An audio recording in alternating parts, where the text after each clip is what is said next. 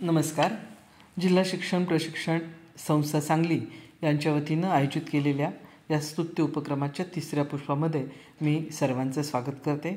तत्पूर्वी आमच्या मातृसंस्थेचे मार्गदर्शक डॉक्टर विकास सलगर सर, प्राचार्य, जिल्हा शिक्षण व प्रशिक्षण संस्था सांगली, सेवापूर्व विभागाच्या विभागप्रमुख खोत मॅडम, तसेच जिल्हा शिक्षण व प्रशिक्षण संस्थे सांगलीचे ज्येष्ठ अधिव्याख्याता या सर्वांचे मी प्रथमतः धन्यवाद देते आणि माझ्या आजच्या या पुष्पाला सुरुवात करते. विद्यार्थी मित्र, आपण पूर्वीपासूनच ससा आणि कासवाची गोष्ट ऐकतो आणि त्याच्यात आपल्याला असं लक्षात येतं आहे की या ससा आणि कासवाच्या गोष्टीमध्ये कासव जिंकतं कारण ते प्रामाणिक असतं. त्याचे प्रयत्न हे चिकाटीनं, जिद्दीनं आणि सातत्यानं चालू असतात. तसंच आपण सुद्धा यशस्वी होण्याच्या अनुषंगानं ध्येय निश्चित करावं, सकारात्मकता बाळगावी, जिद्द असावी, आपल्याकडे आपल्या अभ्यासाची योजना असावी. स्वयंशिस्त ही तर अत्यंत गरजेची आहे आणि त्याचबरोबर आरोग्याच्या दृष्टीनं व्यायाम, योगा, ध्यान, धारणा याच्यावर लक्ष केंद्रित करावं. ध्येयावर आपल्याला लक्ष केंद्रित करून स्वयंप्रेरणेनं जेव्हा आपण काम करतो तेव्हा निश्चितच यशस्वी होऊ शकतो. ही बाब ध्यानात ठेवून आपण आपल्या कामाला सुरुवात करावी. आजचा माझ्याकडे असणारा जो विषय आहे तो अध्यापनशास्त्र असा पद्धतीचा विषय. मी सुजाता जितेंद्र पाटील, प्राचार्य, Shri Ambabai Talim Sanstha, Sheth Ratilal Vitthaldas Kosaliya college of education, Miraj या ठिकाणी कार्यरत आहे. प्रथमतः आपण मागील परीक्षेतील प्रश्नांचा विचार करूया. अध्यापनशास्त्र हा भाग घेतला तर याच्यामध्ये अध्यापन म्हणजे काय, अध्यापनाचं स्वरूप, पद्धती, प्रतिमान, मूल्यमापन अशा बाबींचा समावेश जो आहे तो होतो. प्रामुख्यानं जर आपण विचारात घेतलं तर पद्धतीवर 2013ला 3 प्रश्न आले होते, प्रतिमानावर 1 आला होता, मूल्यमापनावर 2 प्रश्न आले होते. ही संख्या कमी जास्त जी आहे ती होत गेलेली आहे. पण बेसिकली प्रश्न येत असताना हे उपयोजनात्मक स्वरूपाचे प्रश्न जे आहेत ते आलेले दिसत आहेत. ते आपण पुढे पाहू. आता अध्यापन म्हणजे काय तर शिकवणे असं आपण म्हणतो. पण खरं अध्यापनाची व्याख्या करत असताना अध्यापन म्हणजे विद्यार्थ्यांना अध्ययनास प्रवृत्त करणे, विद्यार्थ्याच्या वर्तनात योग्य, अपेक्षित आणि इष्ट बदल घडवून आणणे. थोडक्यात वर्तन बदल व्हावं याच्यासाठी शिक्षक ज्या ज्या काही कृती करतात, ज्या कृतींची मालिका करतात त्या सगळ्यालाच अध्यापन असं म्हणतात. अशा अध्यापनाच्या अनेक शिक्षणतज्ज्ञांनी व्याख्या ज्या आहेत त्या केलेल्या आहेत. या व्याख्या यासुद्धा आपल्याला प्रश्न स्वरूपामध्ये येऊ शकतात, व्याख्या येऊ शकते, त्याने कुणीही व्याख्या केल्या अशा पद्धतीचे प्रश्न जे आहेत ते येऊ शकतात. आता अध्यापन म्हणजे काय हे बघितल्यानंतर आपण अध्यापनाच्या स्वरूपाकडे वळूया. अध्यापनाचं स्वरूप पाहत असताना आणि त्याची व्याप्ती पाहत असताना त्याचे 9 घटक आहेत. अध्यापनाची सुरुवात ही पूर्वज्ञान जागृतीनं होते आणि या पूर्वज्ञान जागृतीमुळं साहजिकच अध्ययनाच्या नियमानुसार विद्यार्थी अध्ययनास सज्ज होतो, अध्ययनास तयार होतो, अध्ययनासाठी तत्पर होतो. दुसरी पायरी जी आहे ती वातावरण निर्मितीची आहे. जर आपण लक्ष वेधून घेतलं, विद्यार्थ्यांचं अवधान खेचून घेण्याच्या अनुषंगानं आपल्याला वातावरण निर्मिती करणं गरजेचं आहे. मग याच्यामध्ये आपल्याला शैक्षणिक साहित्याचा विचार करता येऊ शकतं किंवा कथा, प्रसंग जे अवधान विद्यार्थ्यांचं खेचून घेतील अशा बाबींचा वापर करता येईल. घटकांचं उदाहरणासह स्पष्टीकरण हे अपेक्षित आहे कारण त्याशिवाय संबोध, संकल्पना याचं आकलन विद्यार्थ्यांना होणार नाही. अध्ययन अनुभव देत असताना विद्यार्थी कार्यप्रवण राहतील, सक्रिय राहतील, क्रियाशील राहतील, त्यांचा कृतीयुक्त सहभाग वाढेल याचा विचार करणं अपेक्षित आहे. जास्तीत जास्त प्रत्यक्ष अनुभूती कशा देता येतील याचा विचार हा व्हावा. शिक्षक विद्यार्थी आंतरक्रियेमध्ये सुद्धा प्रामुख्यानं शिक्षकाची भूमिका ही मार्गदर्शकाची असावी आणि विद्यार्थी प्रमुख भूमिकेत कसा राहील, सक्रिय कसा राहील याचा विचार हा आपण करणं अपेक्षित आहे. आपल्या अध्यापनाच्या माध्यमातून ज्ञान, मूल्य, गाभा घटक, जीवन कौशल्य यांची रुजवणूक होणे, त्यांचं संक्रमण होणे हे अपेक्षित आहे. विद्यार्थ्यांना प्रेरणा म्हणजे विद्यार्थी अध्ययनासाठी प्रेरित, प्रोत्साहित प्रवृत्त झाले पाहिजेत याचा विचार हा आपण करणं अपेक्षित आहे. त्यानंतर शिक्षक व्यक्तिमत्वाचा विकास. शिक्षक व्यक्तिमत्व अतिशय महत्त्वाची बाब आहे आणि या व्यक्तिमत्वामध्ये आपण दिसतो कसं याच्यापेक्षा आपण बोलतो कसं, आपण शिकवतो कसं, आपल्या आशयावर प्रभुत्व आहे का, पाठ्यांशावर प्रभुत्व आहे का हे गरजेचं आहे. पाठ्यांशावर प्रभुत्व शिक्षकाचं असणं अपेक्षित आहे. आणि शेवटचा टप्पा मूल्यमापन, ज्यामध्ये आपण उद्दिष्ट साध्य झालं का, अध्ययन निष्पत्ती लर्निंग आउटकम जे आहे ते साध्य झालं का, किती विद्यार्थ्यांच्या संपादनुकीचं प्रमाण किती आहे हे आपण पाहत असतो. हे झालं आपलं अध्यापनाचं स्वरूप आणि अध्यापनाची व्याप्ती. आता अध्यापनाकडे वळत असताना साहजिकच आपल्याला अध्यापनशास्त्राच्या अध्ययन शैलींचा विचार हा करणं अपेक्षित आहे. कारण विद्यार्थी कसा शिकू शकतो याचा जेव्हा मी विचार करतो तेव्हा प्रभावी आणि परिणामकारक अध्यापनाच्या अनुषंगानं शिक्षक विचार करू शकतो. यामध्ये अध्ययनाच्या 3 शैली आहेत. दृक अध्ययन शैली म्हणजे पाहून शिकणे, श्राव्य अध्ययन शैली ऐकून शिकणे आणि गतिवेधन अध्ययन शैली म्हणजे प्रत्यक्ष अनुभूती, कृती इत्यादीच्या माध्यमातून शिकणे हे या ठिकाणी अपेक्षित आहे. आता जसं आपण अध्ययन शैली विचारात घेतो त्याचबरोबर अध्ययनाच्या सिद्धांताचा, सूत्रांचा हाही आपल्याला विचार करावा लागतो. ज्ञाताकडून अज्ञाताकडे म्हणजे माहीत आहे तिथून जे माहीत नाही तिथंपर्यंत जाणे, सोप्याकडून दुर्गमाकडे, मूर्ताकडून अमर्ताकडे म्हणजे प्रत्यक्षाकडून अप्रत्यक्षाकडे, विशेषाकडून सामान्याकडे म्हणजे विशिष्ट प्रकारच्या उदाहरणातून साम्यभेद शोधून सामान्यीकरण करणे, मानसशास्त्रातून तर्कशास्त्राकडे, सामान्याकडून विशेषाकडे, पूर्णाकडून अंशाकडे, अंशाकडून पूर्णाकडे अशी अनेक अध्यापनाची सूत्र आहेत. आता या अनुषंगानेही प्रश्न हा येऊ शकतो. एखादा आशय दिला जाईल आणि या आशयासाठी अध्यापनाच्या कोणत्या सूत्राचा वापर करावा. म्हणजे फॉर एक्झाम्पल आम्हाला घातांकांचे नियम शिकवायचे आहे तर घातांकांचे नियम शिकवत असताना आपल्याला अध्यापनाच्या कुठल्या सूत्राचा वापर करता येईल तर इथं ज्ञाताकडून अज्ञाताकडे हे सूत्र आपण वापरू शकतो. मला फुलांचे भाग शिकवायचे आहेत तर फुलांचे भाग शिकवत असताना मी पूर्ण फूल दाखवणार आणि मग फुलांच्या भागाकडे नेणार. इथं माझं पूर्णाकडून अंशाकडे अशा पद्धतीचं सूत्र हे अध्यापनामध्ये मला अवलंब हा करावा लागेल. आता प्रभावी आणि परिणामकारक अध्यापन करत असताना आपण म्हणलं अध्ययन शैलीचा विचार केला पाहिजे, अध्यापनाच्या सूत्राचा विचार केला पाहिजे, अध्यापन पद्धतीचाही विचार करणं गरजेचं आहे, प्रतिमानांचा विचार करणं गरजेचं आहे, कार्यनीतींचा विचार करणं गरजेचं आहे. मग परिणामकारक अध्यापन कशाला म्हणू शकतो, परिणामकारक अध्यापनाची वैशिष्ट्य काय आहेत तर परिणामकारक अध्यापनाचा केंद्रबिंदू अध्ययनार्थी विद्यार्थी असला पाहिजे. अध्ययन निष्पत्ती साध्यतेसाठी पूरक अशा पद्धतीचं आपलं अध्यापन होणं गरजेचं आहे. या अध्यापनामध्ये विद्यार्थी हा प्रमुख भूमिकेत सक्रिय आणि कृतिशील असणं गरजेचं आहे. पूर्वज्ञानाची उजळणी करणं अपेक्षित आहे. संस्कार, मूल्य, जीवनशिक्षण, जीवनकौशल्य, वृत्ती, गाभा घटक यांची जोपासना आपल्या अध्यापनातून होत झाली पाहिजे. आणि ही आपली सगळी जी काही प्रक्रिया आहे ती 2 वे असणं गरजेचं आहे, द्विकेंद्री असणं अपेक्षित आहे. तरच आपलं अध्यापन प्रभावी आणि परिणामकारक होऊ शकतं.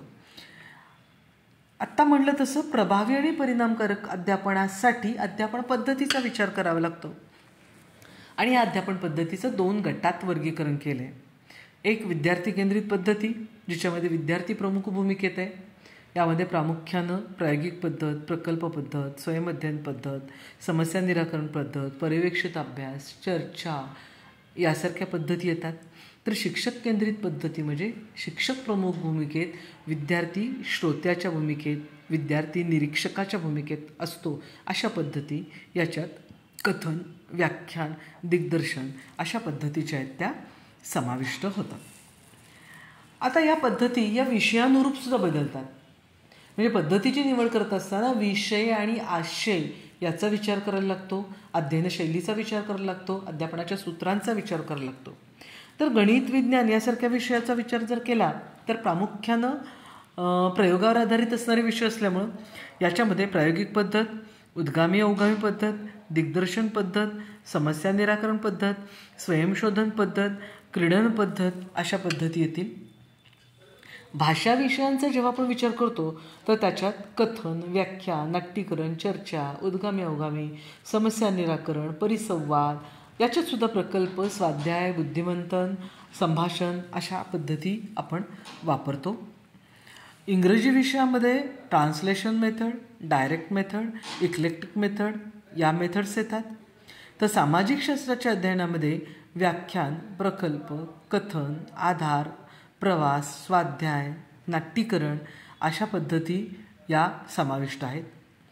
कृतीप्रधान, चित्रकला, शारीरिक शिक्षण अशासारख्या विषयामध्ये दिग्दर्शन आणि अनुकरण आणि त्याचबरोबर प्रायोगिक अशा पद्धती येतात.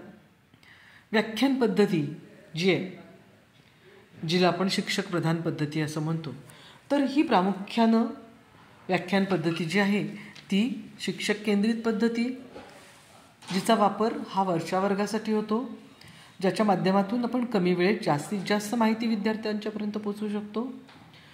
तत्व, नियम, सूत्र, सिद्धांत हे विद्यार्थ्यांना समजावेत याच्यासाठी व्याख्यानामध्ये शैक्षणिक साहित्याचा वापर करून स्पष्टीकरण जे आहे ते केलं जातं.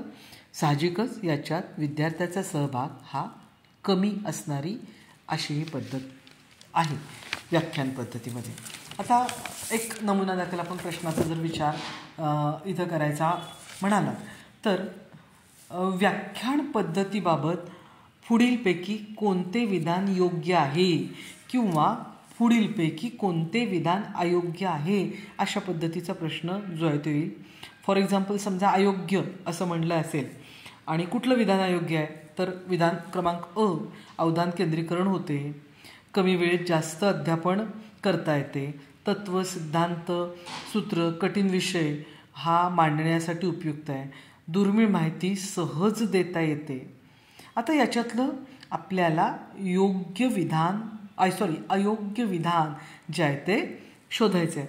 साहजिकच पहिलं विधान जे आहे ते अयोग्य आहे, अवधान केंद्रीकरण होतं.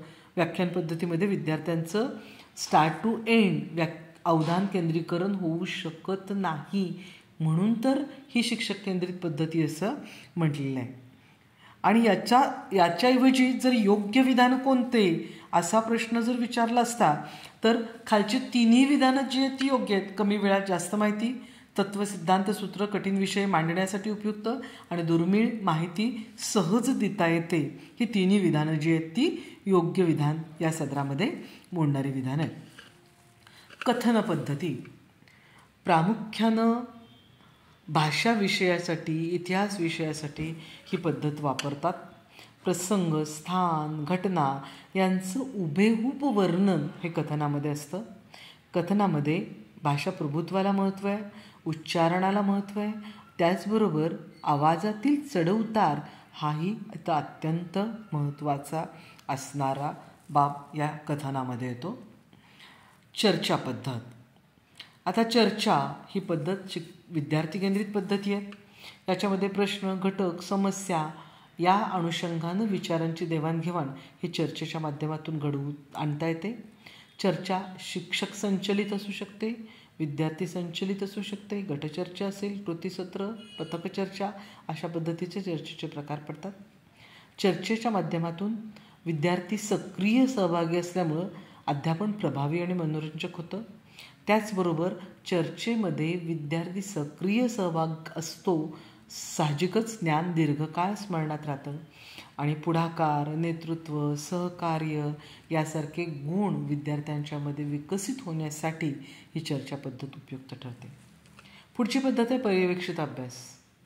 आता हा पर्यवेक्षित अभ्यास हा शालेय वेळा व्यतिरिक्त घेतला जातो आणि या ठिकाणी विद्यार्थ्यांनी स्वतः अभ्यास करण्यासाठी प्रोत्साहन देणे, त्यांना उत्तेजन देणे आवश्यक असणाऱ्या विद्यार्थ्यांना मार्गदर्शन करणे, संदर्भ साहित्य उपलब्ध करून देणे, विद्यार्थ्यांच्या स्वाध्यायाची तपासणी करून चुकांचं निदान करणे आणि उपचारात्मक अध्यापन करणे, त्याचबरोबर अभ्यासाच्या सवय लावण्याच्या अनुषंगानं ही पर्यवेक्षित अभ्यासाची पद्धत उपयुक्त ठरते.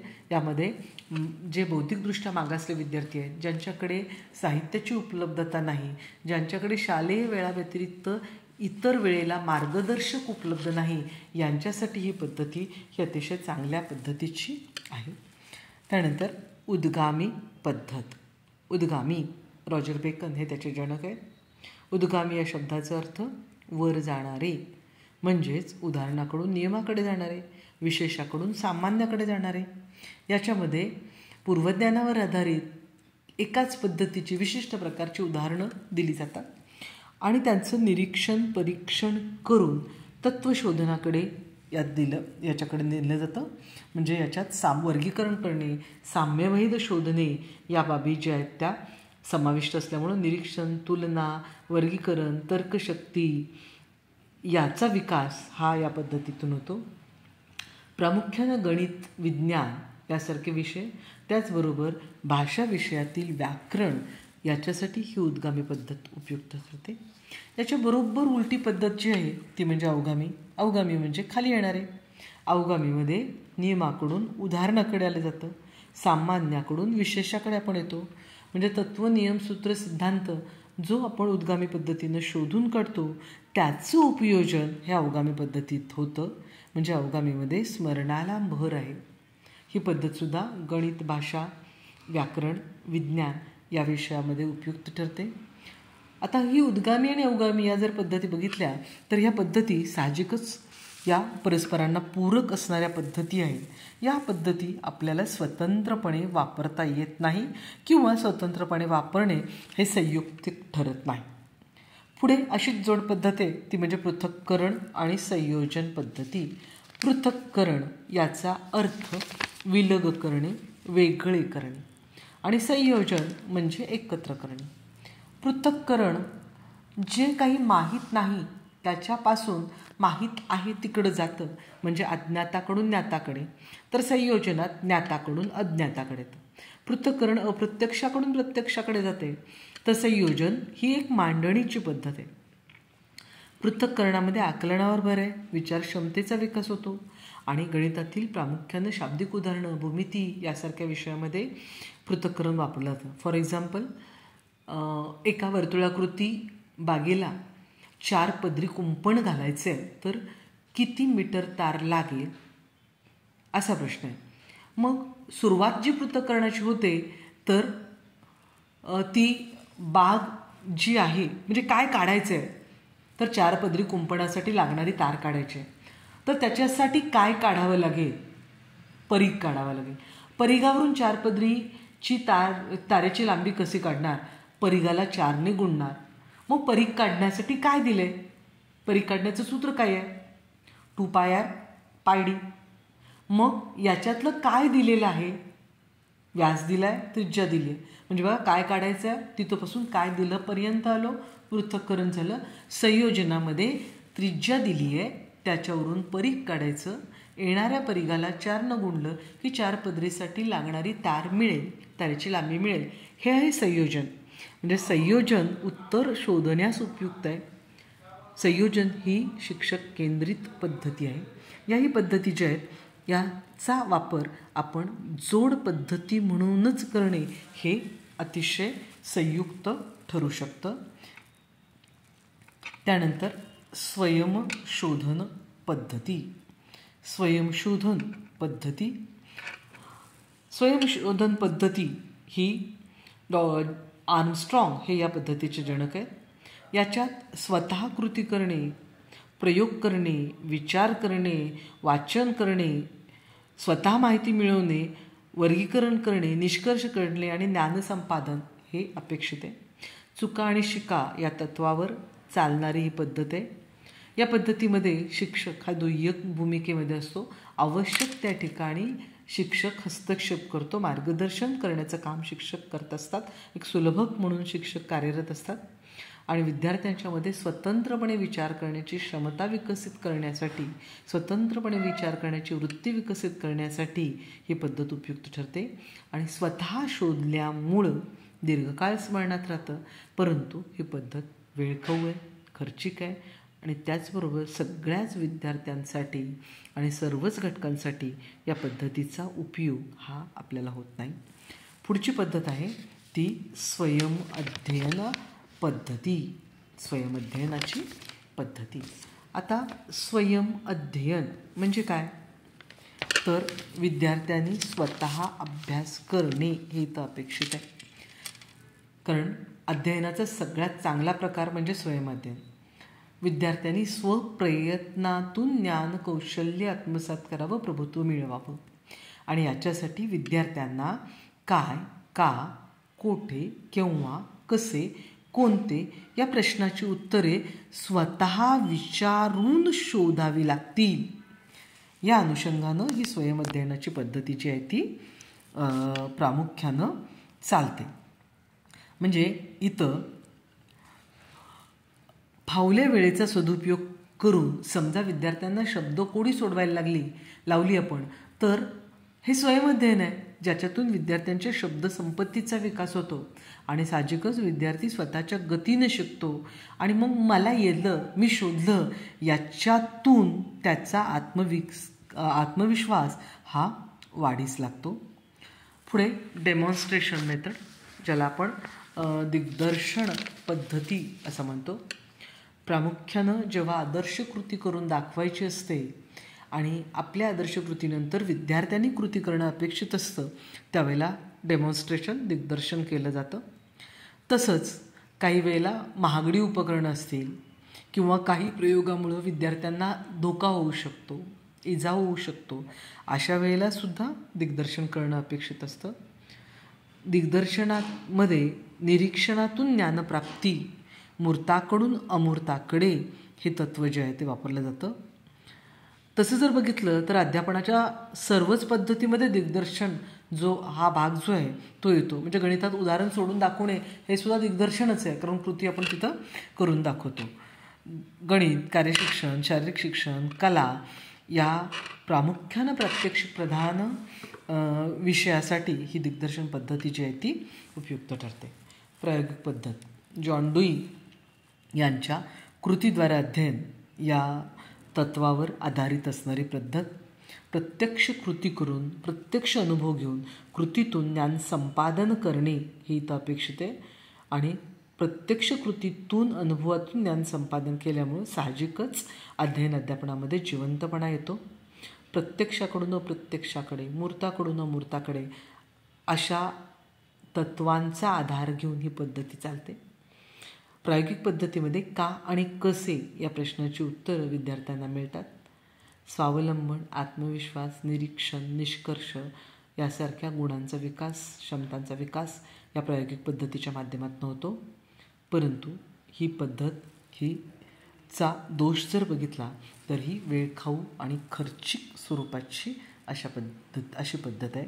पण तरीही प्रभावी आणि परिणामकारक अध्यापनासाठी पूरक अशा पद्धतीची ही पद्धत आहे. त्यानंतर येते ती पद्धत म्हणजे समस्या निराकरण पद्धत. समस्या निराकरण पद्धत. आता ही समस्या निराकरण पद्धती जी आहे ती काय आहे, तर विद्यार्थ्यांच्या समोर एखादी समस्या मांडायची आणि त्याचं निराकरण विद्यार्थ्यांनी करावं हे अपेक्षित आहे. आता समस्या विद्यार्थ्यांच्या समोर मांडायची म्हणजे काय, तर बघा, आपण समच्छेद अपूर्णांकाची बेरीज मुलांना शिकवली.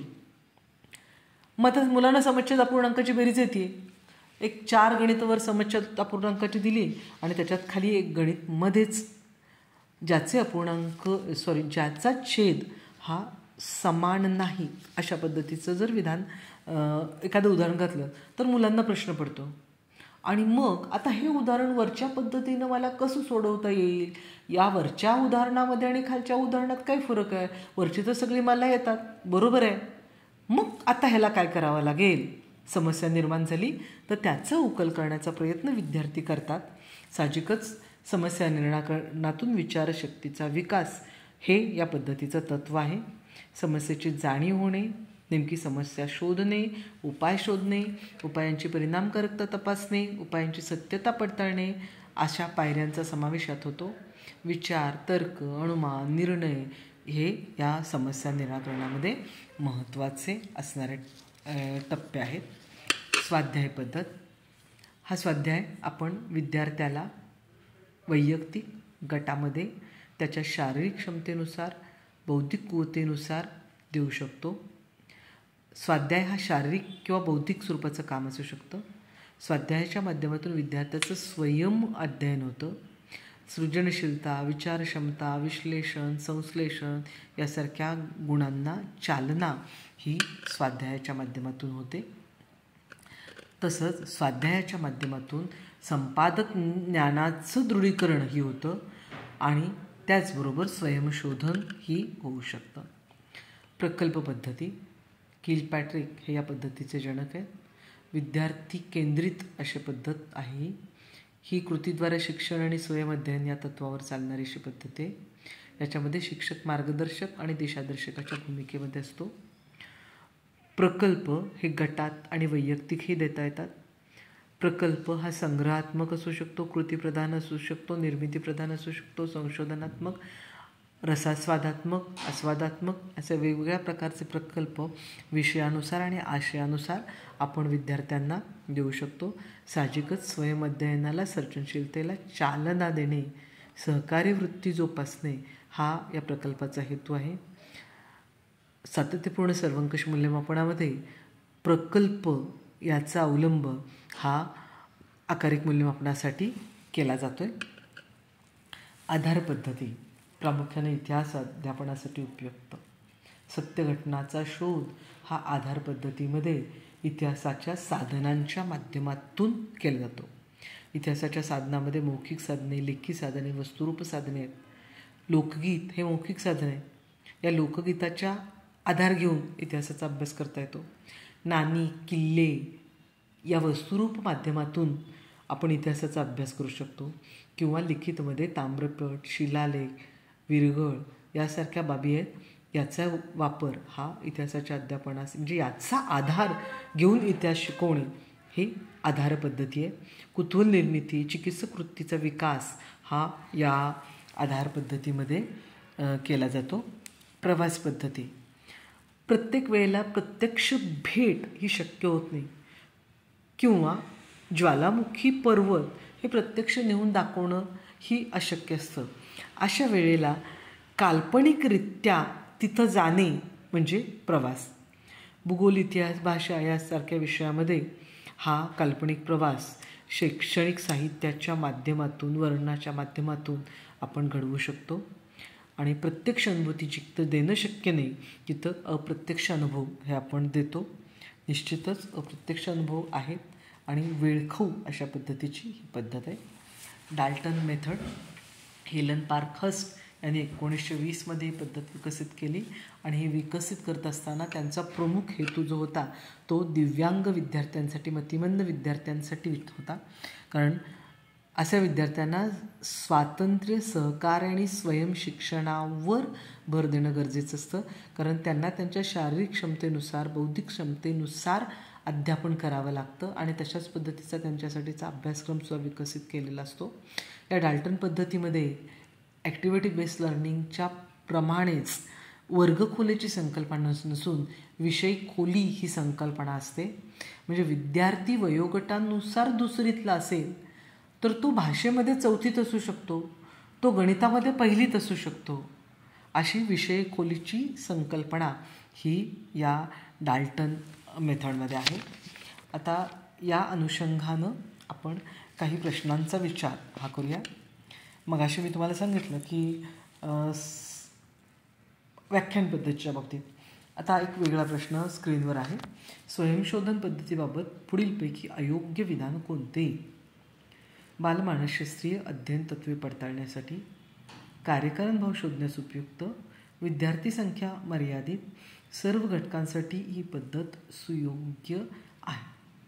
आता पर्पजली मी इथं अयोग्य विधान कोणते असा पद्धतीचा प्रश्न जो आहे तो इथं घेतला आहे. कारण काय होतं की आपण इतक्या गडबडीत वाचतो आणि मग योग्य की अयोग्य हे बघितलंच जात नाही आणि मग थोडासा गोंधळ होण्याची शक्यता असते. म्हणून प्रश्नाचं विधान हे पूर्ण वाचावं.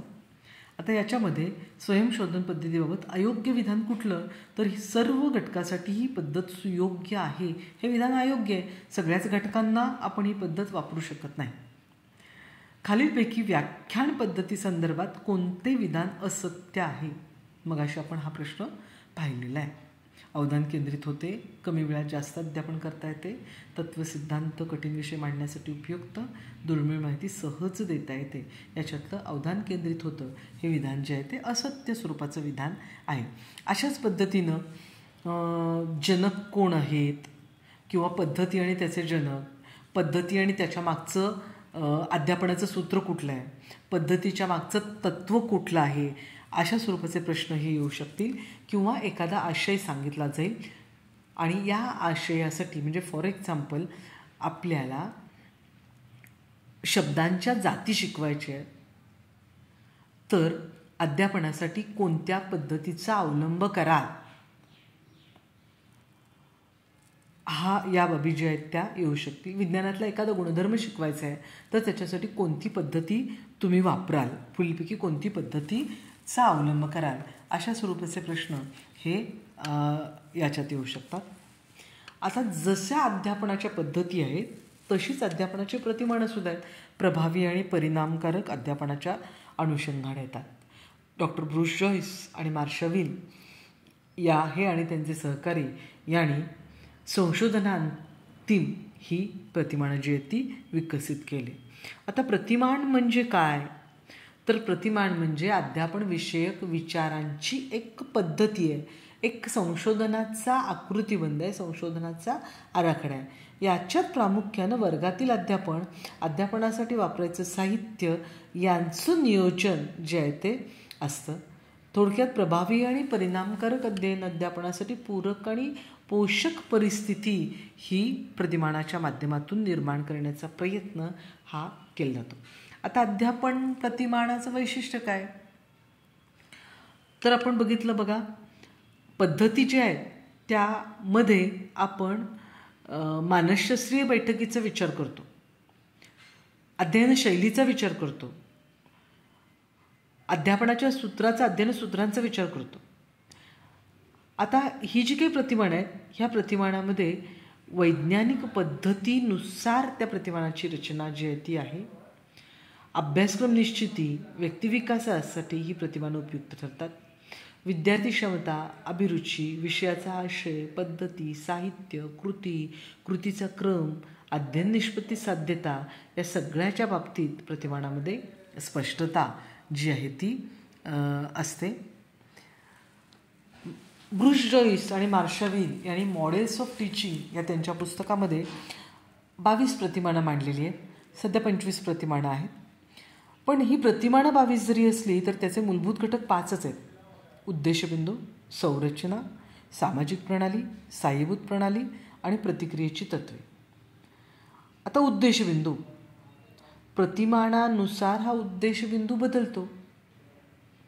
वर्षा सहलीला जायचं असेल तर रेनकोट छत्री घेऊन जातो, तेच उन्हाळ्यात जाताना टोपी आपण घेऊन जातो ना.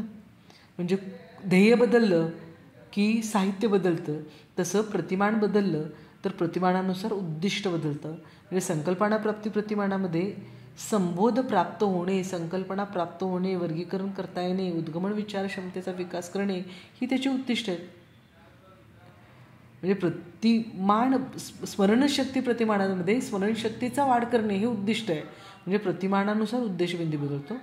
संरचना म्हणजे कृतीचा आराखडा किंवा पायऱ्या. या पायऱ्यासुद्धा अग्रज संघटकाच्या 3 पायऱ्या आहेत, तर भूमिका पालनाच्या 9 पायऱ्या आहेत. सामाजिक प्रणालीमध्ये आपण शिक्षक विद्यार्थी यांच्या भूमिकेचा विचार करतो. प्रतिक्रियेची तत्व विचारात घेत असताना शिक्षक विद्यार्थी कृती जी काही घडतीये या कृतीला विद्यार्थ्याने दिलेला प्रतिसाद कसा असेल, कृतीयुक्त आहे, निरीक्षणात्मक आहे, प्रश्नोत्तर स्वरूपाचा आहे, काय आहे, का श्रोता आहे, आणि सहाय्यभूत प्रणालीमध्ये आपला उद्देश साध्य होण्यासाठी कुठल्या शैक्षणिक साहित्याचा आपण विचार करणार याचा विषय जो आहे तो त्याच्यामध्ये येतो. आता ही जी काही प्रतिमानं आहेत या प्रतिमानाचं ब्रूस जॉईस आणि मार्शाव्हिल यांनी 4 गटामध्ये वर्गीकरण केलं. ज्ञानप्रक्रियाकरण प्रतिमान, याच्यामध्ये एकूण 7 प्रतिमानं येतात आणि प्रामुख्य शालेय ज्ञानाशी निगडीत, बोधात्मक विकासाशी निगडीत असणारी प्रतिमान आहेत. उद्गमन विचार प्रतिमान हिल्डा टाबा यांचं, पृच्छा प्रशिक्षण प्रतिमान रिचर्ड सचमन, वैज्ञानिक पृच्छा प्रतिमान जोसेफ सच्चाप, संकल्पना प्राप्ती प्रतिमान जेरोम ब्रुनर, बोधात्मक विकास प्रतिमान जीन पियाचे, अग्रज संघटक प्रतिमान डेव्हिड असुबेल, स्मरणशक्ती प्रतिमान जेरी आणि इतर, अशी 7 प्रतिमानं ज्ञानप्रक्रियाकरण प्रतिमानामध्ये येतात. दुसरा गट व्यक्तिगत विकास प्रतिमान, याच्यामध्ये व्यक्तिमत्व विकास, व्यक्तीच्या सुप्त शक्तींचा विकास याचा विचार होतो. या गटात 5 प्रतिमानं आहेत.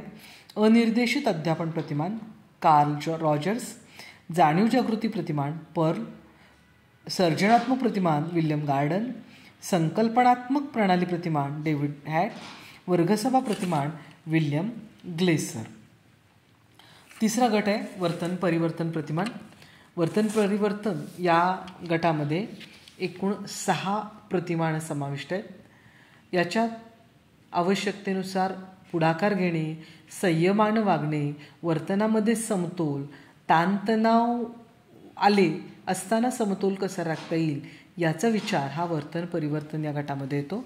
आणि या अनुषंगाने याच्यामध्ये जी काही 6 प्रतिमान आहेत त्यात संभवनीयता व्यवस्थापन प्रतिमान, ज्याचे उद्गाते स्किनर आणि त्यांचे सहकारी आहेत. आत्मनियंत्रित शैथिल्य प्रतिमान स्किनर आणि सहकारी, मानसिक तणाव कपातीकरण प्रतिमान वोल्फ आणि इतर, आत्मविश्वास प्रशिक्षण प्रतिमान वोल्फ आणि त्यांचे सहकारी, निर्संवेदन क्षमता प्रतिमान वोल्फ आणि इतर, आणि प्रत्यक्ष प्रशिक्षण प्रतिमान हे गॅगने यांचं आहे. शेवटचा गट ज्याच्यामध्ये सामाजिक अंतर्क्रिया प्रतिमानांचा विचार जो आहे तो केलेला आहे. प्रामुख्याने सामाजिक जाणीव, सामाजिक जबाबदारी, लोकशाही मूल्यांचं विकसन याचा विचार हा या सामाजिक अंतर्क्रिया प्रतिमानामध्ये होतो. याच्यात समूह अन्वेषण प्रतिमान हर्बर्ट थेलन, सामाजिक पृच्छ प्रतिमान बायरन मॅसियस, प्रयोगशाळा पद्धती प्रतिमान बेथलमाइन, न्यायतत्वशास्त्रीय प्रतिमान डोनाल्ड ऑलिव्हर, भूमिका पालन प्रतिमान जॉन शेफर, सामाजिक विरूपता प्रतिमान बुकॉक गुल्वेनॉव हे त्यांचे उद्गाते आहेत. आता ही जर प्रतिमान आपण बघितली तर प्रत्येक प्रतिमानाचं उद्दिष्ट वेगळं आहे. बघा, उद्गमन विचार प्रतिमान जे हिल्डा टाबा यांनी मांडलं, याच्यात उद्गमन विचार प्रक्रियेला चालना मिळते. पृच्छा प्रशिक्षण प्रतिमानामध्ये परिकल्पना निर्मिती आणि समस्या उकलीला महत्त्व आहे. संकल्पना प्राप्ती प्रतिमानामध्ये उद्गमन अनुमान प्रक्रियेचा विकास होतो. अग्रज संघटकामध्ये अर्थपूर्ण ज्ञानाचे संघटन करणे, ज्ञान प्रक्रियेच्या कार्यक्षमतेत वाढ करणे या बाबी ज्या आहेत त्या अपेक्षित आहेत. स्मरणशक्ती प्रतिमान जे जेरी आणि त्यांचे सहकारी यांनी मांडले, याच्यात स्मरणशक्तीचा विकास आहे. ज्ञानप्रक्रियाकरण गटातील 7ही प्रतिमानं ही शालेय ज्ञानाशी संबंधित असणारी प्रतिमानं आहेत. गणित, भाषा, परिसर अभ्यास, विज्ञान यासारख्या विषयामध्ये आपल्याला ही जी काही प्रतिमानं आहेत, सामाजिक शास्त्र यासारख्या विषयाच्या अध्यापनामध्ये या प्रतिमानाचा वापर आपण करू शकतो. पुढे वर्तन परिवर्तन गट, याच्यामध्ये 6 प्रतिमान आपण बघितली. संभवनीयता प्रतिमान स्किनरचं, याच्यामध्ये संकल्पना कौशल्य निर्मिती आणि सामाजिक विकास अपेक्षित आहे. आत्मनियंत्रण शैथिल्य प्रतिमानामध्ये कौशल्य, चिंता आणि वैफल्य कमी करणे याच्यासाठी आहे. मानसिक तणाव कपातीकरण प्रतिमान जे वोल्फ यांचं आहे, याच्यात मानसिक संघर्ष आणि ताण कमी करणे. आत्मविश्वास प्रशिक्षण प्रतिमानामध्ये वोल्फ आणि इतर यांनी प्रतिमान विकसित केलं, याच्यात भावनेचं नैसर्गिक प्रकटीकरण करता येणे हे याचं उद्दिष्ट आहे. निर्संवेदन क्षमता प्रतिमान हे वोल्फ यांचंच आहे. हे पण मानसिक ताणतणाव कमी करण्यासाठी उपयुक्त अशा पद्धतीचं प्रतिमान आहे. आणि प्रत्यक्ष प्रशिक्षण प्रतिमान जे आहे हे गॅग्नेयनचे जे वर्तमान आणि कौशल्यात सुधारणा करण्यासाठी बदल करण्यासाठी उपयुक्त ठरतं. व्यक्तिगत विकास प्रतिमान आपण बघितलं. कार्ल रॉजर्स यांचं अनिर्देशित अध्यापन प्रतिमानाचा हेतू आहे आत्मजागृती, स्वायत्तेतून व्यक्तिमत्व विकास. जाणीव जागृती प्रतिमानाचा हेतू आहे आत्मबोधाची क्षमता विकसित करणे, व्यक्तीच्या इंद्रिय पातळीवरील संवेदन क्षमताचा विकसित करणे. सर्जनात्मक प्रतिमान जे विल्यम गार्डनर यांनी मांडले याच्यात क्रियाशीलतेच्या विकासावर भर आहे, क्रियेतून समस्या निराकरणावर भर आहे. संकल्पनात्मक प्रणाली प्रतिमानामध्ये व्यक्तिगत गुंतागुंत सोडवण्यासाठी प्रामुख्यानं लवचिकपणा वाढवण्यासाठी हे प्रतिमान उपयुक्त ठरतं. आणि वर्गसभा प्रतिमान विल्यम ग्लेसर यांनी जे मांडले याच्यात समूहात्मक घटक आणि स्वकर्तव्याची जाणीव करून देणे ही अपेक्षित असणारी बाब आहे. तिसरा गट जो आहे तो सामाजिक अंतरक्रिया प्रतिमान याच्यामध्ये होतो. याच्यासुद्धा 6 प्रतिमानं आहेत आणि प्रत्येक प्रतिमानाचा उद्गाता वेगळा, त्याची उद्दिष्ट जी आहे ती वेगळी. प्रामुख्यानं सामाजिक जाणीव, जबाबदारी, लोकशाही मूल्य विकसित करण्याच्या अनुषंगानं हे या प्रतिमानाचा उपयोग हा होऊ शकतो.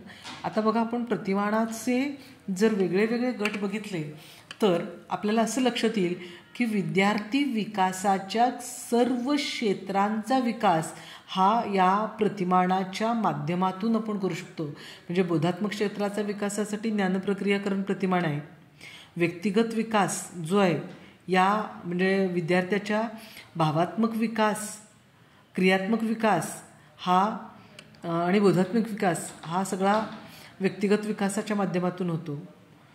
म्हणजे विद्यार्थ्याच्या विकसनाच्या सर्व क्षेत्रांचा विचार हा या प्रतिमानामध्ये आपल्याला केलेला दिसून येतो. आता याच्यावर प्रश्न कसे येऊ शकतात?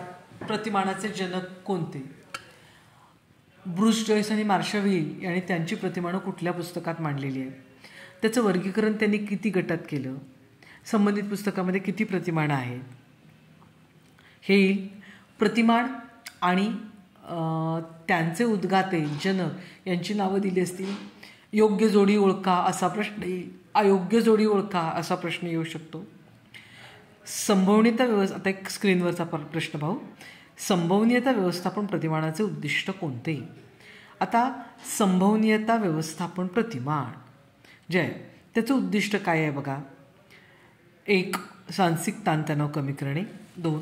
संकल्पना निर्मिती कौशल्य विकसित करणे, मानसिक ताण कमी करणे, सामाजिक चिंता किंवा वैफल्य कमी करणे. आता याचे बहुपर्यायी प्रश्न जर बघितले तर पर्याय फसवे असतात. अरे आणि कुठला निवडावा हा प्रश्न पडतो. आणि मग याच्या खाली उत्तर देत असताना पण ए अ बी ए बी अ ब क अ क ड असे पर्याय दिले असतात. मग आपण गोंधळात पडतो. बहुतेक 3 ताणतणावाच्या संदर्भात दिसतात. म्हणजे कदाचित अ क ड असा पर्याय असू शकतो, असं होऊ शकतं. कारण बहुपर्यायी प्रश्नाचं वैशिष्ट्यच आहे की ते पर्याय त्याचे जे आहेत ते फसवे असतात. आता याचं उत्तर काय आहे तर संभावनीयता व्यवस्थापन प्रतिमान हे संकल्पना कौशल्य निर्मिती करणे हे त्याचं उद्दिष्ट आहे. पुढे प्रश्न आहे की प्रतिमानाबद्दल अयोग्य वैशिष्ट्य कोणते? अयोग्य काय आहे?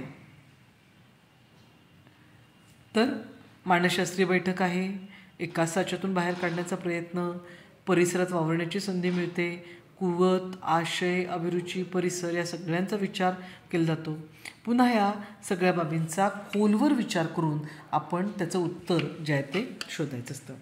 आत्तापर्यंत आपण काय शिकवायसाठी कशाचा वापर करता येईल याचा विचार केला, म्हणजे पद्धतीचा, कार्यनीतीचा आणि प्रतिमानांचा. पण हे शिकवल्यानंतर आपण काय तपासणार आहोत तर उद्दिष्ट, अध्ययन निष्पत्ती किती प्रमाणात साध्य झाली हे बघत असताना आपल्याला असं लक्षात येतं की उद्दिष्ट ही वेगवेगळ्या प्रकारचे विद्यार्थी विकासाच्या क्षेत्रानुसार उद्दिष्ट जी आहेत त्यामध्ये बोधात्मक विकास, भावात्मक विकास, क्रियात्मक विकासाचा विचार होतो. उद्दिष्ट विकसनाच्या कालावधीनुसार दूरगामी आणि तात्कालिक स्वरूपाची उद्दिष्ट येतात. उद्दिष्टाच्या स्पष्टतेनुसार सामान्य उद्दिष्ट आणि विशिष्ट उद्दिष्ट येतं आणि उद्दिष्टाच्या स्वरूपानुसार मूर्त आणि अमूर्त उद्दिष्ट असे हे उद्दिष्टाचं वर्गीकरण जे आहे ते येतं. क्षेत्रानुसार जे काही वर्गीकरण केलं जातं त्याला आपण उद्दिष्टांचं त्रिमित वर्गीकरण, श्रेणीबद्ध वर्गीकरण असं म्हणतो. बेंजामिन ब्लूम आणि त्यांचे सहकारी यांनी हे वर्गीकरण जे आहे ते केलं. याच्यामध्ये बोधात्मक, भावात्मक आणि क्रियात्मक अशा 3 क्षेत्र जी आहेत ती समाविष्ट आहेत आणि तिन्ही क्षेत्रातील जी उद्दिष्ट आहेत ती चढत्या क्रमानं मांडलेली आहेत. अनुकरण केल्याशिवाय क्रिया कौशल्य येत नाही. क्रिया करता करता अचूकता येते, मग संधिकरण आणि स्वाभाविकरण होतं. म्हणजे जो काही क्रम आहे तो चढता आहे. ज्ञान, आकलन, उपयोजन, विश्लेषण, संश्लेषण, मूल्यमापन. माहिती मिळवल्यानंतर त्याच्यावर यामधल्या समजून घेणे, उपयोग करणे, विश्लेषण करणे, एकत्रीकरण करणे या सगळ्या प्रक्रिया झाल्यानंतर जेव्हा विद्यार्थी मूल्यमापनामध्ये योग्य किंवा अयोग्य या बाबी ज्या आहेत त्या सांगतो. आता याच्यात एखादं उद्दिष्टाचं स्पष्टीकरण येईल आणि ते कुठल्या उद्दिष्टाशी निगडीत आहे असं विचारलं जाईल. म्हणजे फॉर एक्झाम्पल विद्यार्थी तोंडी उदाहरण सोडवतो, याचं उद्दिष्ट कुठले येईल तर साहजिकच कौशल्य. तोंडी सोडवतो ना तो, जलद सोडवतो, अचूक सोडवतो, कौशल्य. सुबक नामनिर्देशित रेखीव आकृती काढतो, हे कौशल्य आहे. विद्यार्थी सूत्राचा उपयोग करून गणित सोडवतो, उपयोजन आहे. म्हणजे एखादं विधान येईल अध्ययन निष्पत्तीचं, उद्दिष्टाच्या स्पष्टीकरणाचं आणि सदर विधान हे कुठल्या उद्दिष्टासाठी उपयुक्त ठरू शकेल किंवा कुठल्या उद्दिष्टाचं स्पष्टीकरण आहे अशा पद्धतीचा प्रश्न हा येऊ शकेल. आता उद्दिष्ट बघितली. आता या उद्दिष्टाचं मापन आपण कसं करणार तर उद्दिष्टाचं मापन करण्यासाठी आपल्याला मूल्यमापनाच्या साधनतंत्राची गरज आहे. या साधनतंत्रामध्ये संख्यात्मक साधन आहेत आणि गुणात्मक साधन आहेत. आता या संख्यात्मक साधनामध्ये परीक्षा हे तंत्र येतं आणि याच्यात लेखी परीक्षा, तोंडी परीक्षा, प्रात्यक्षिक परीक्षा, प्रमाणित कसोट्या आणि नैदानिक चाचणी यांचा समावेश होतो. तर गुणात्मक तंत्रामध्ये निरीक्षण तंत्र, आत्मनिरीक्षण तंत्र आणि आविष्कार प्रक्षेपण तंत्र, त्याचबरोबर नामनिर्देशन तंत्र हे समाविष्ट होतं. निरीक्षण तंत्रामध्ये विद्यार्थ्याच्यामध्ये एखादा गुण आहे किंवा नाही हे पाहण्यासाठी पडताळासूची वापरली जाते. विद्यार्थ्याच्या गुणाचा दर्जा तपासण्यासाठी पदनिश्चय श्रेणीचा उपयोग होतो. तर वेगवेगळ्या प्रसंगी विद्यार्थी कसा वागतो हे प्रासंगिक नोंदीच्या माध्यमातून कळतं. आता इथं निरीक्षणामध्ये विद्यार्थ्याचा शिक्षक निरीक्षक करत असतो. पुढचं जे तंत्र आहे ते आत्मनिरीक्षण तंत्र. याच्यामध्ये विद्यार्थी स्वतःचं निरीक्षण करतो. याच्यात मुलाखत, व्यक्तिमत्व प्रश्नावली, अभिरुची प्रश्नावली, समस्यासूची यासारखी साधनं जी आहेत ती समाविष्ट होतात. याच्यात विद्यार्थी जे आहेत त्याची मुलाखत घेऊन, त्याला प्रश्नावली देऊन, त्याला समस्यासूची देऊन त्या विद्यार्थ्याच्याबद्दल माहिती जाणून घेण्याचा प्रयत्न हा केला जातो, जेणेकरून शिक्षकाला त्याच्या अध्यापनामध्ये, त्याच्या मूल्यमापनाच्या पद्धतीमध्ये, त्याच्याबद्दलच्या निष्कर्ष काढण्याच्या पद्धतीमध्ये, त्याच्याबद्दल दैनंदिन नोंदी ठेवण्याच्या पद्धतीमध्ये सुधारणा करता येईल. कारण तो विद्यार्थी का आणि कसा वागतो हे त्याच्यातून कळू शकतं. पुढचं आविष्कार प्रक्षेपण तंत्र. प्रामुख्यानं भावभावनांच्या प्रकटीकरणासाठी या आविष्कार प्रक्षेपणाचा उपयोग जो आहे तो होतो.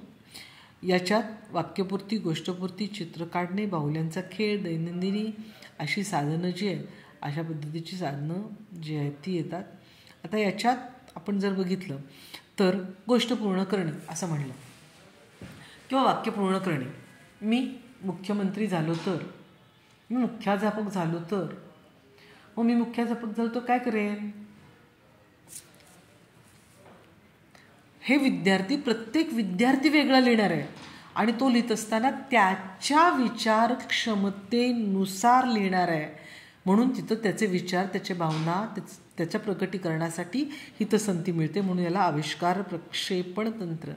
उदाहरणार्थ बाहुल्याचा खेळ घेत असो आपण तर विद्यार्थ्याला जे पात्र आवडतं साहजिकच विद्यार्थी त्या पात्राची बाहुली चांगल्या पद्धतीने रंगवेल आणि जे आवडत नाही त्याची बाहुली काहीतरी घाणेरडी रंगवेल, त्याला काहीतरी फाटके तुटके कपडे घालेल, म्हणजे तो तिथं त्याची भावना जो आहे तो तिथं प्रकट करेल.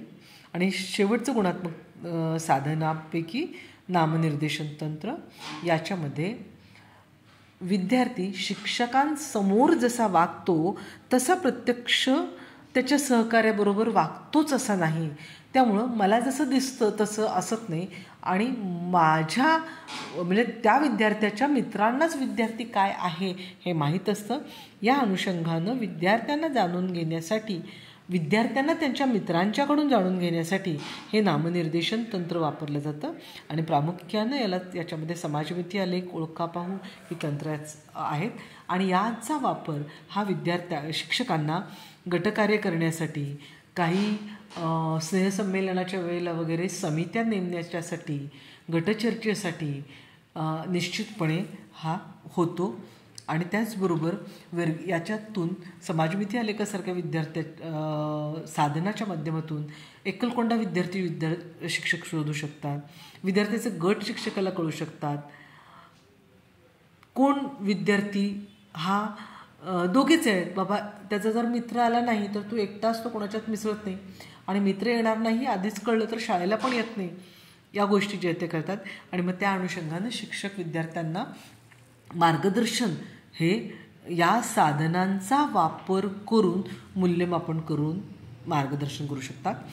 आता संख्यात्मक साधना जी आहेत त्या साधनांचाच जास्तीत जास्त वापर हा मूल्यमापनात होतो. याचं कारण काय तर संख्यात्मक साधनाचा वापर करून आपण जे संख्यात्मक स्वरूपाचं मूल्यमापन करतो तर त्याचे पुरावे बऱ्यापैकी ठेवता येतात आणि बोधात्मक प्रगती जी आहे ती आपण तपासू शकतो. गुणात्मक तंत्रातली साधनं जी आहेत ती प्रामुख्यानं भावात्मक क्षेत्रातील प्रगती आजमावण्यासाठीची असतात. जसं आपण परीक्षा तंत्रातून विद्यार्थ्याच्या बाबत एखादा निष्कर्ष काढू शकतो, म्हणजे फॉर एक्झाम्पल अक्षर किती घाणेरडं आहे आणि ते सुधारणं गरजेचं आहे हे आपण करू शकतो.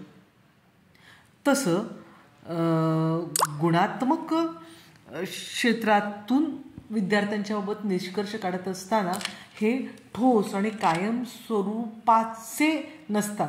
म्हणजे अक्षरसुद्धा सुधारू शकतं, कायम स्वरूपाचं नसतं, पण या घडीला ठोस आपल्याला निष्कर्ष जो आहे तो काढता येतो. तसं याच्यामध्ये होत नाही, कारण प्रामुख्यानं विद्यार्थ्याच्या भावनाशी संबंधित आहे.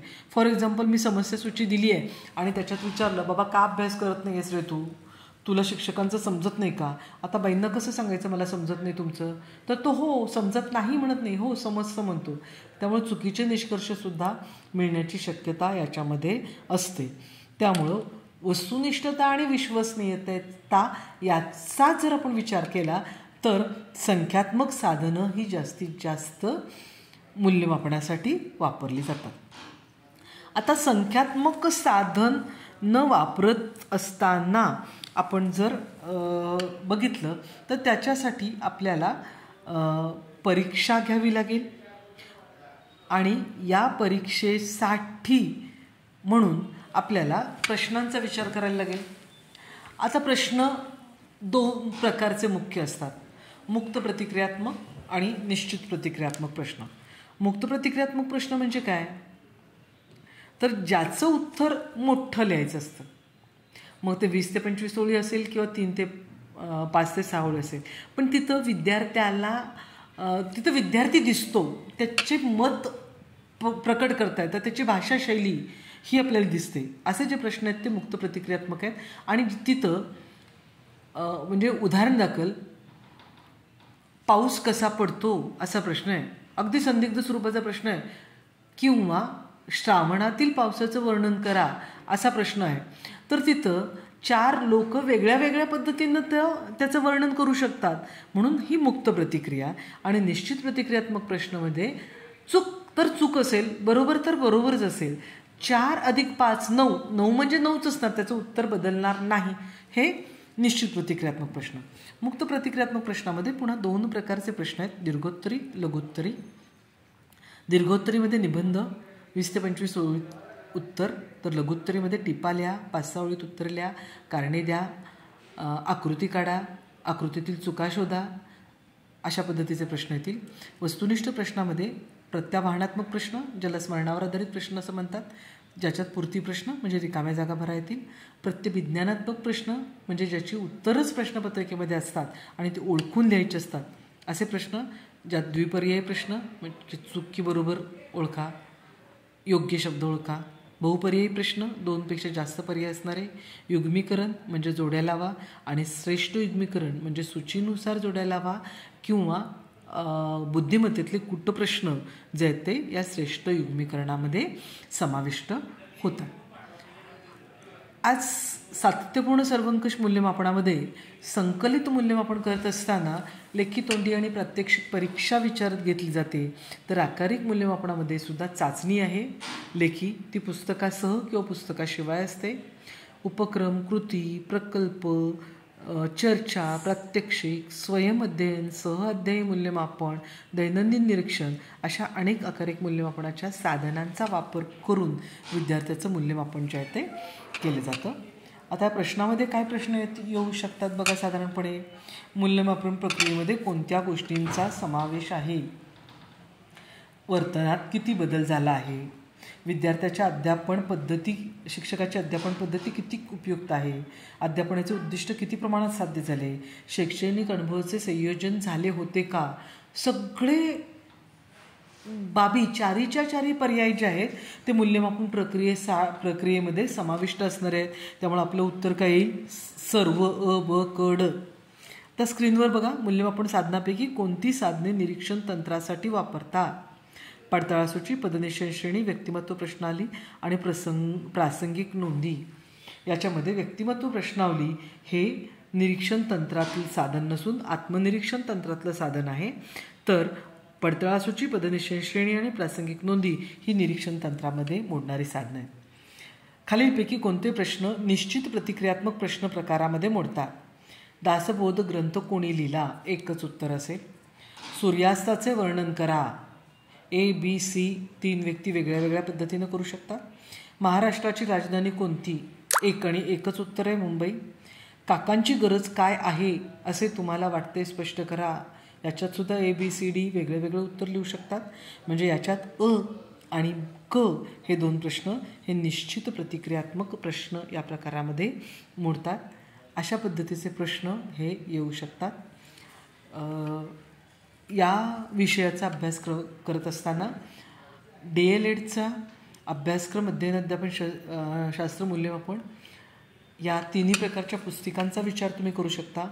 जुन्या अभ्यासक्रमातील शैक्षणिक मूल्यमापन, अभ्यासक्रम मूल्यमापन ही जी काही पुस्तकं आहेत ती, शैक्षणिक मूल्यमापन आणि संख्याशास्त्र दांडेकरांचं पुस्तक आहे. अध्यापनाची प्रतिमाने हे फडके प्रकाशनाचं, चित्रा सोहणींचं पण पुस्तक जे आहे ते नित्यनूतन प्रकाशनाचं आहे. तर निलिमा सप्रे आणि प्रीती पाटील यांचं फडके प्रकाशनाचं पुस्तक आहे. शिक्षक पात्रता परीक्षेच्या अनुषंगानं विद्याभारतीचं जसं पुस्तक आहे तशी अनेक प्रकाशनाची पुस्तकं ही बाजारामध्ये उपलब्ध आहेत. तर त्यांचा अवलंब आपण करून सखोल अभ्यास आपण करूयात आणि या स्पर्धा परीक्षेला सामोरे जाऊन सर्वजण यशस्वी व्हा. यासाठी जिल्हा शिक्षण प्रशिक्षण संस्था सांगली आणि सर्व सांगली जिल्हा DED परिवारातर्फे आपणास हार्दिक शुभेच्छा. आणि पुन्हा एकदा जिल्हा शिक्षण प्रशिक्षण संस्थेचे आभार. धन्यवाद.